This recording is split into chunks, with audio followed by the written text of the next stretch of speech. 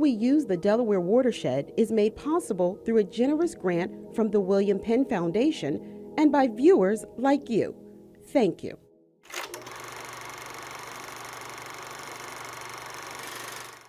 Welcome to our WHYY special, Preserving Our Waters, How We Use the Delaware Watershed. I'm Mark Eichman along with Shirley Min. All of our sources of water in Delaware come from out of state. We'll take a look at how those out-of-staters treat Delaware's waters. And how well those water sources are protected in the future depends on how well we teach the kids today. Come meet the next generation of water stewards. Clean water is important for our health, but it also offers lots of recreational opportunities. We'll hit the river with the Newport Rowing Club. Those stories and more coming up over the next half hour here on WHYY-TV.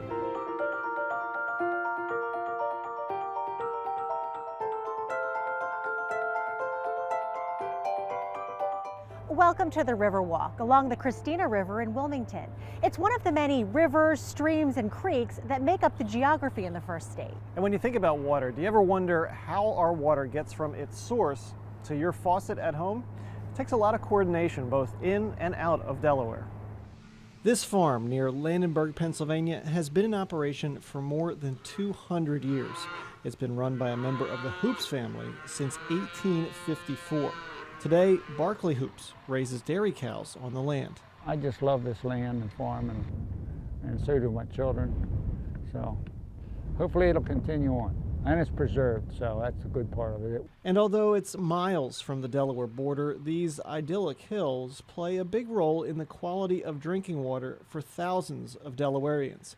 Hidden at the bottom of this valley, this little trickle joins with dozens of others like it on the way to eventually become the White Clay Creek. But as the streams grow in volume, they also pick up nutrients, sediment, and other pollutants along the way. That's a problem for companies like Suez Water, which takes water from the White Clay Creek, treats it, then delivers it to 100,000 Delaware customers. Because of this stream's close proximity to the Hoops dairy farm, an organism called Cryptosporidium has the potential to get in the water. It's a parasite, lives in the cow's intestinal tract, and when they do what they do, it gets into the water.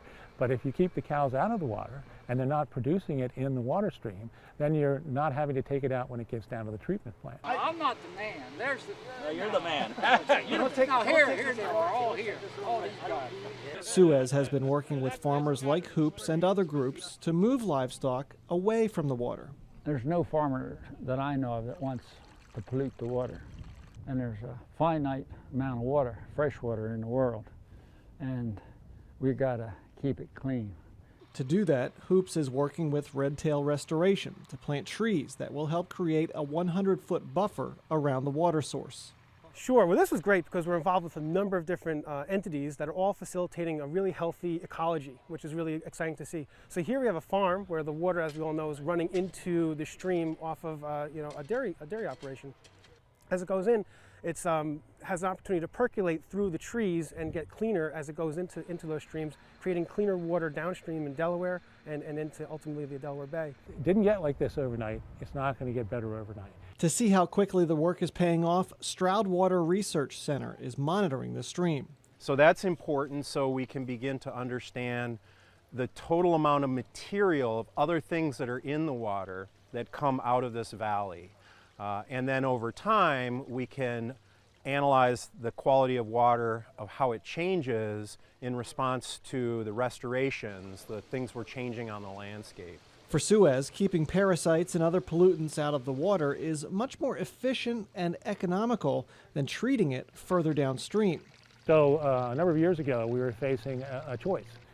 To meet the regulations, we could either invest up to $20 million in a treatment plant to add treatment, which would have zoomed the cost up for customers, would have increased our carbon footprint, or we could invest upstream $700,000 over 5 years to do these kinds of projects, and we reach the same goal of reducing pollution. The Hoops project is just one of more than 24 water quality projects the company has undertaken. Our resources, we can get a lot done together. No individual entity could shoulder that burden. But by working together and working with the landowners up here who have bought in because these environmental groups have been here for a long time and they trust them, it'll actually pay off in the end with a much less costly and a much more environmentally sustainable approach to reducing pollution getting into the source waters that we use to make drinking water. About 10 miles north, workers are putting the finishing touches on another project to protect another source of Delaware's drinking water, the Red Clay Creek. We're at the headwaters of the Upper East Branch of the Red Clay Creek up in East Marlboro Township in Chester County. And we're on a 90-acre farm where the stream pretty much begins. For example, on this farm, it's a horse farm, so we have a number of horses that are grazing each day. It's a good idea to keep them far back from the stream as you can, so one of our projects here is to put fencing in and keep them at least 35 feet away from the stream. Just like the Hoops farm, trees will be planted along the water's edge at this horse farm. The trees will also help improve water quality downstream. And there's many different myriad benefits to planting trees along streams. We have not just moving operations back and creating a buffer to help process and remove excess nutrients or pollutants that might come in there, but once the trees grow up, they shade the stream, they help buffer the temperature changes, they keep the stream water cooler, which can promote better fish communities or cold water fish communities. With the buffer, the horses are still given access to the stream, but are limited from standing in the water long term. These projects all start with educating farmers and landowners on the impact their land can have on water quality. All of the work we do is on private property, so the first step is to get the buy-in from the landowner. Nothing happens unless the landowner decides that this is something they want to do. We've all got to be good neighbors. I couldn't farm here if I wasn't a good neighbor, and you just can't be a bad neighbor. It's going to take about 10 years for those trees to provide real protection for the stream. As for the cows, Suez has a formula to calculate the number of cows kept out of the stream over a period of time. Using that formula, they claim they've met EPA standards for reducing that Cryptosporidium parasite. Mark, the work never ends when it comes to cleaning up our streams and our water supplies. But because change comes so slowly, most of us won't reap the benefits in our lifetime. The only way to ensure the cleanup continues is to focus on the next generation who'll carry on the legacy. Just outside of Westchester is a 3.5 square mile watershed known as Plum Run. The long-studied stream recently received $500,000 worth of improvements. Stormwater runoff, erosion, and sediment in the water were big problems. Plum Run was in what we would call an impaired condition. Bob Struble is the Watershed Conservation Director at the Westchester-based Brandywine Red Clay Alliance, or BRC. The Watershed Association has fought to protect and preserve the Brandywine Creek and the Red Clay Creek for the past 72 years. The sediment is a problem because it covers up the rocks in the stream. The rocks are the places where the insects, what we call macroinvertebrates, the insects, will nest. The insects are important because the fish eat the insects, and if you don't have good insects, you won't have the fish you're looking for. The nitrogen and phosphorus are fertilizer elements. People put them on their lawn, and in the stream they have the same effect. They can start to grow things like algae or other aquatic life in the stream that will take oxygen out of the stream and lower the oxygen levels. That can be harmful to fish and other aquatic life. So all those three are important to keep at a minimum as much as possible. This work matters to Delaware because the waterways may start in Pennsylvania, but they flow into the first state and provide much of our drinking water. If we get things right with those small streams, that will literally flow downstream to the larger ones. So it's incredibly important to work on those small streams and make sure they're in good condition. The 5-year restoration project at Plum Run was completed in 2013. Vertical stream banks were sloped to prevent erosion. Native grasses and wildflowers were planted to stand up to storms. A cross vein, which looks like a dam, was put in to channel the water, and over 1,000 trees and shrubs were planted. One of the things we struggle with is getting the general public to understand that we still have a way to go with improving our water, and I don't think anybody objects to that, but it may not be up near the top of the list anymore, and that's a bit of a struggle for us. It's a fight the next generation of water stewards will have to carry on. Determine who you want to work with, Jerry Kaufman heads up the University of Delaware's Water Resources Center. He's teaching that next generation of hydrologists, conservation scientists, and green engineers in his watershed management class. We look at the engineering of our water resources, we look at the laws, the economics, the society, governance structures on how water is managed in Delaware and the Mid-Atlantic and in the nation. The U.S. Department of Labor tracks some of these green jobs, and the numbers show it's a real growth industry in terms of employment. In 2000, the job numbers in this category was a little over 1 million, with a median income of $43,000. 16 years later, employment rose 11% to 1.2 million. The median salary grew to $63,000. We keep track of the graduates and they get really good jobs, whether it's in the public or private sector. Some of them are actually deciding, water policy, here in Delaware and also in the EPA, for instance. Kaufman says the class has been offered to undergrads and postgrads since 1999 and has steadily seen an increase in enrollment. Protecting the environment to our current generation that's gone to university and high school, they see it as a natural thing to do. So I'm encouraged by that. So therefore, the rise of environmentalism is peaking now. While Kaufman teaches the next generation, Brandywine Red Clay Alliance education coordinator Julia Steiner is focused on the generation after that. All right, guys, get in your groups, please. She's grooming the future decision makers through BRC's K-12 summer camps and water programs.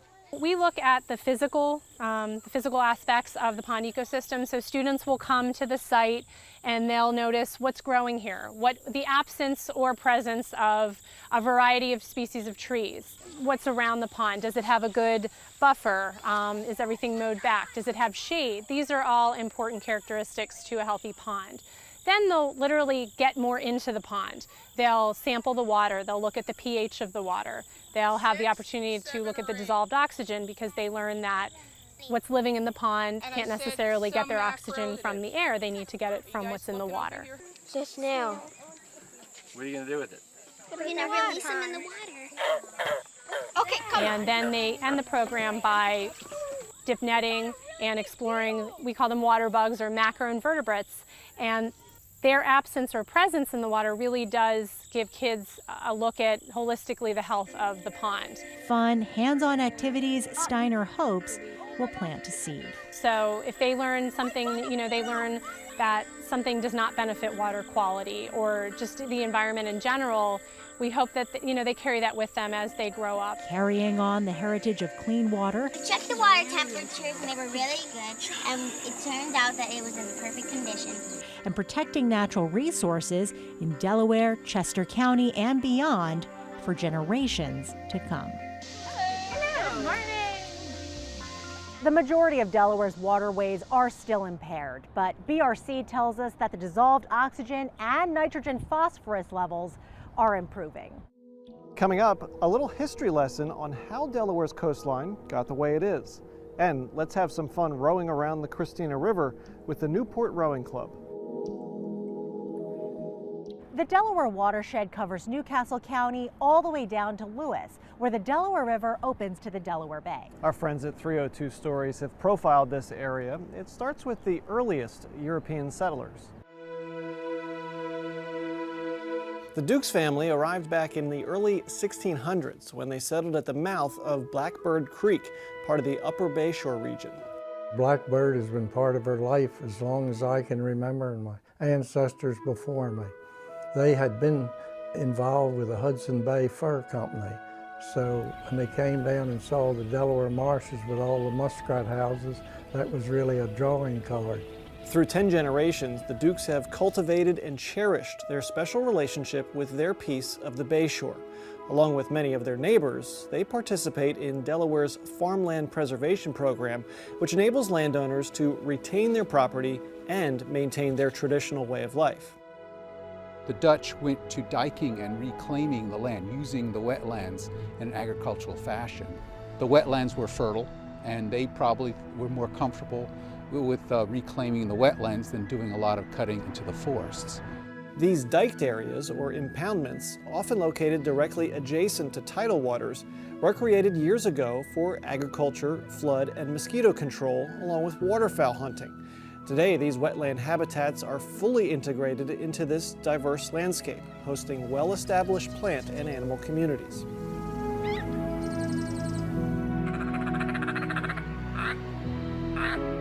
While still used seasonally by hunters and trappers, many of these state-owned areas have been enhanced with the support necessary to give the public exceptional accessibility to wildlife year-round. Only a short distance inland, the landscape changes dramatically. Open marsh and farmland give way to forested uplands that are home to a completely different mix of plant and animal species. They also contain ancient low-lying depressions that fill with water only during winter and early spring, forming unique temporary wetlands known as ephemeral or Delmarva pools. There's many different types of Delmarva pools in the Delaware Bay Shore. We have large ones like this, and we have very small ones, down to the size of puddles. All these are very valuable to wildlife, especially amphibians. Spotted salamanders, barking tree frogs, and other unusual creatures spend their entire lives quietly around these hidden seasonal freshwater pools. But there are also many other diverse natural areas found along Delaware's bayshore. The central region contains one of the largest forested uplands in the state, the Milford Neck Conservation Area. You can walk amidst tall pines, completely unaware that they are only a short distance from the salt marshes in Delaware Bay. The forests and wetlands support diverse wildlife, including wild turkeys, woodpeckers, and otters. At the bay's sandy beaches, another one-of-a-kind natural event occurs each spring, an epic drama that plays out as two of the world's largest animal migrations come together in a spectacular gathering.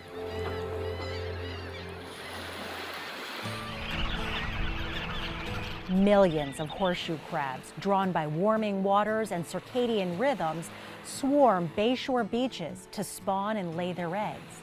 On cue, thousands of migrating shorebirds on their annual journey north to the Arctic arrive to gorge themselves on the rich banquet.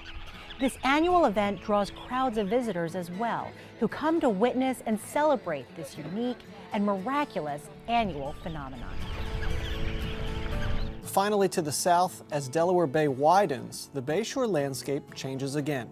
Long sandy beaches, occasionally dotted with small, quiet communities, border vast inland salt marshes. These barrier beaches serve people, plants, and animals, while also protecting the adjoining wetlands from the bay's dramatic weather. Those marshes support everything from diamondback terrapins to northern harriers and wading birds. You may also see the rare Delmarva fox squirrel every once in a while. Our thanks to 302 Stories for the visual tour. Now we head over to Shirley with a special guest.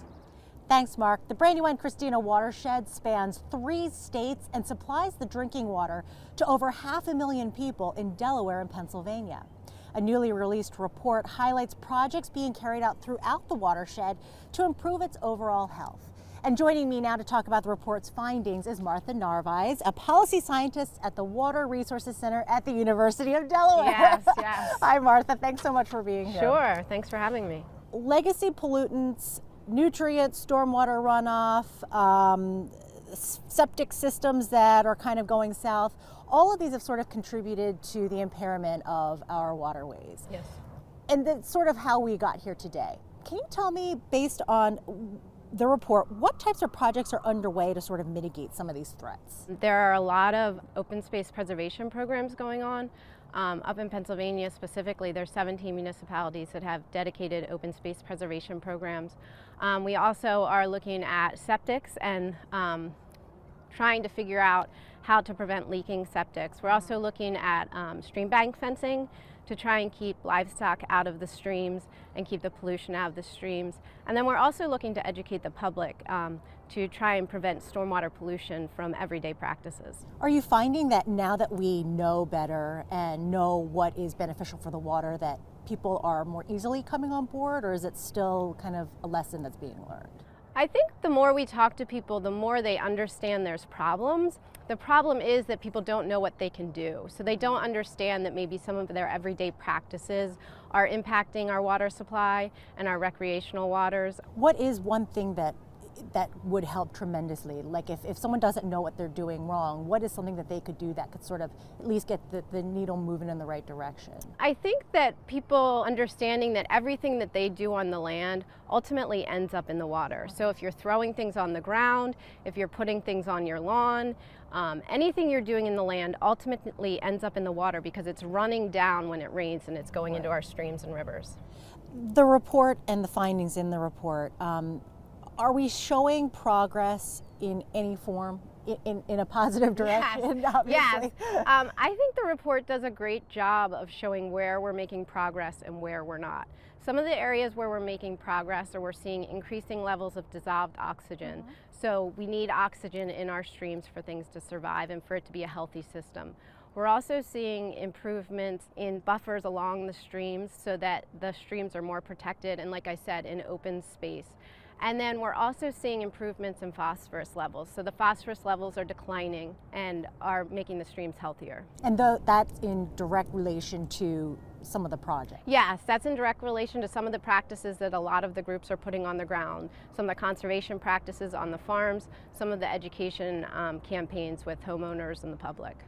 The report and the efforts being carried out to improve our water supply, they were all funded through a William Penn Foundation grant, correct? Yes. And I know UD is a major player here.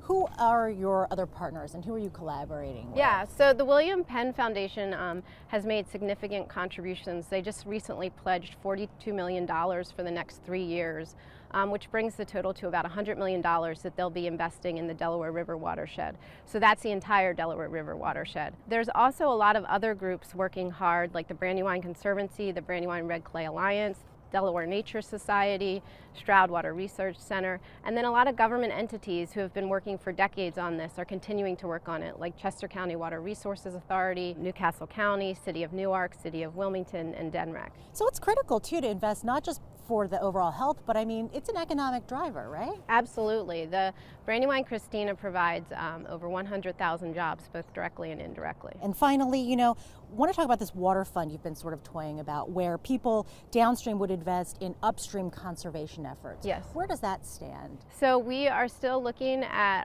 implementing the water fund. Both the Nature Conservancy of Delaware and the University of Delaware Water Resources Center are partnering on this initiative. We actually have a pilot project that the City of Newark has invested in a project upstream in Pennsylvania to try and work out some of the technical details and try and understand how it works in terms of regulations and state regulations and meeting those regulations. So we are piloting a project right now. Okay, Martha Narvaez with the University of Delaware, thank you so much for your time and your expertise. We are going to take a short break, and when we come back, Mark is going to take us rowing.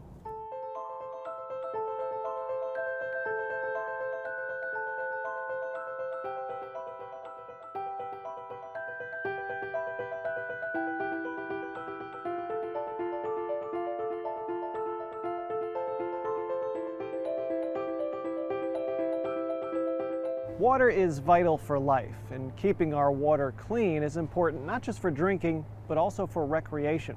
Let's head out on the Christina River with the Newport Rowing Club, and you'll see how these students see water in a different light. Same lineups as yesterday. Every day after school, members of the Newport Rowing Club gather at their boathouse along the Christina River south of Wilmington. Before hitting the water, the team of about 40 high schoolers gets a brief warm-up and some inspiration from coach and club founder John Cohn. They asked her, like, what's your message? What's the secret? And she said, keep showing up. That was it. Like, just keep showing up, do your work, it'll happen, but you have to just be there for it. After a short jog to the river, team members grab their boats and oars and hit the water.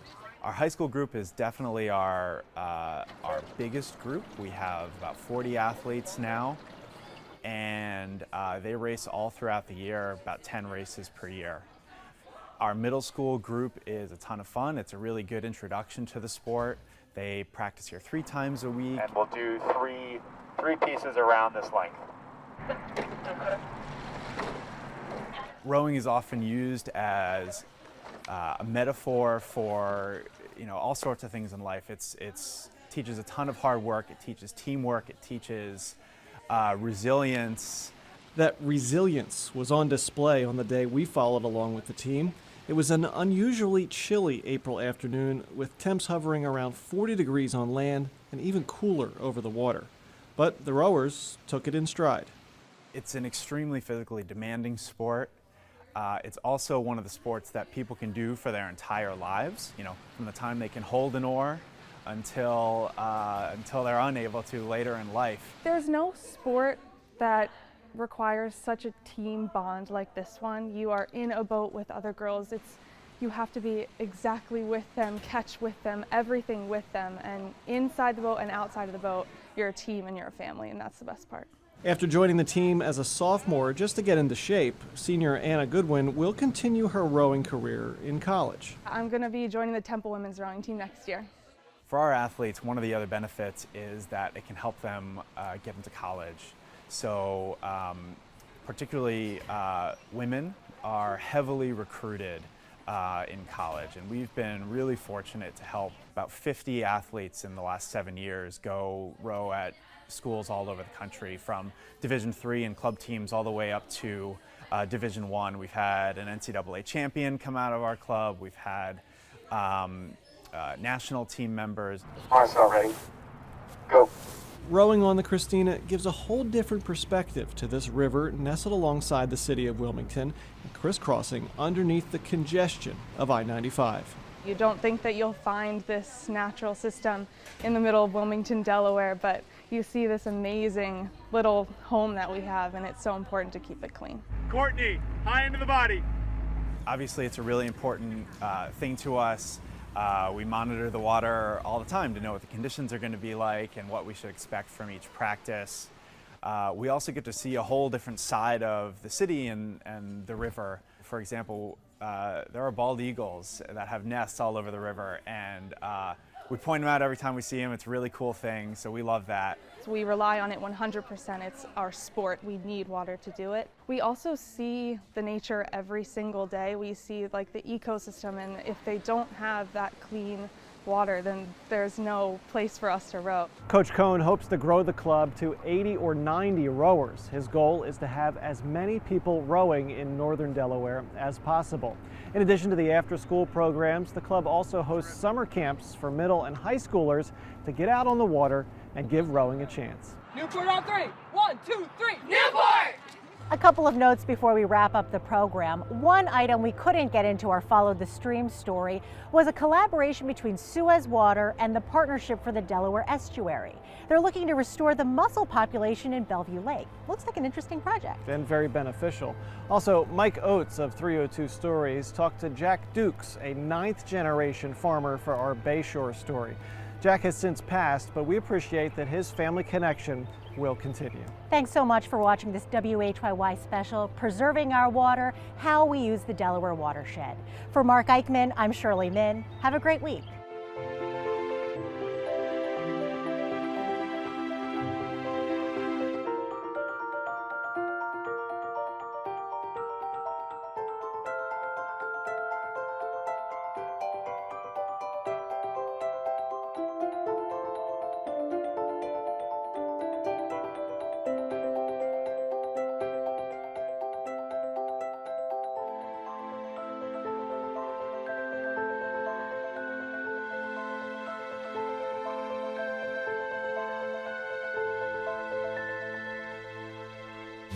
Thank you.